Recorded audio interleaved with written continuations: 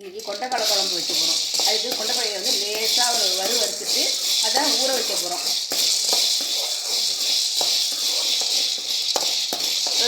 இதை வறுபட்டுருச்சு. இதை ஒரு 4 மணி நேரம் தண்ணியில் ஊற வச்சுருவோம்.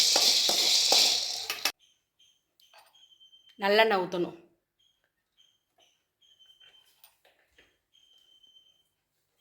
கொண்டைக்கடலை குழம்புக்கு வந்து நல்லெண்ணெய் ஊற்றினா தான் நல்லா வாசனையாக இருக்கும். எண்ணெய் காஞ்சிருச்சு. கறி வடகம் தாளிக்கணும்.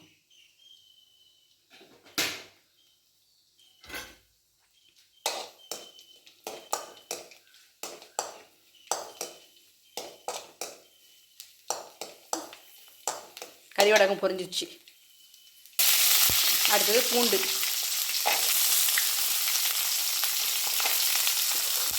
அதை நல்லா சீக்கிரமில் செவக்க வறுக்கணும். பூட்டு நல்லா செவக்க வதங்கியாச்சு. இப்போ சாம்பார் தூள் 2 ஸ்பூன்,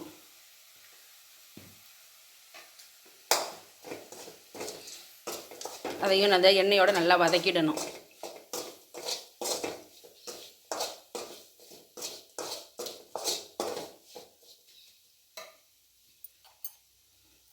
வதங்கினதும் புளி கரைச்சி ஊற்றணும். இதில்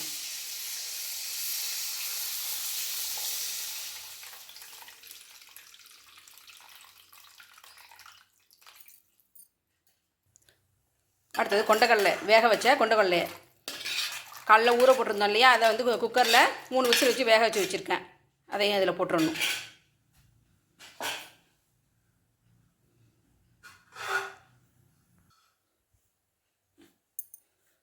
இப்போ நல்லா மூடி வச்சு நல்லா கொதிக்க வச்சு நல்லா சுண்ட வைக்கணும் குழம்பு நல்லா சுண்டிடுச்சு. இப்போ கொஞ்சோண்டு வெல்லம் போடணும். வெல்லம் போட்டு நல்லா அந்த வெல்லம் கரைய வரைக்கும் ஒரு கொதிச்சதும் இறக்கிட வேண்டியதுதான். கொண்டைக்கடலை குழம்பு ரெடி.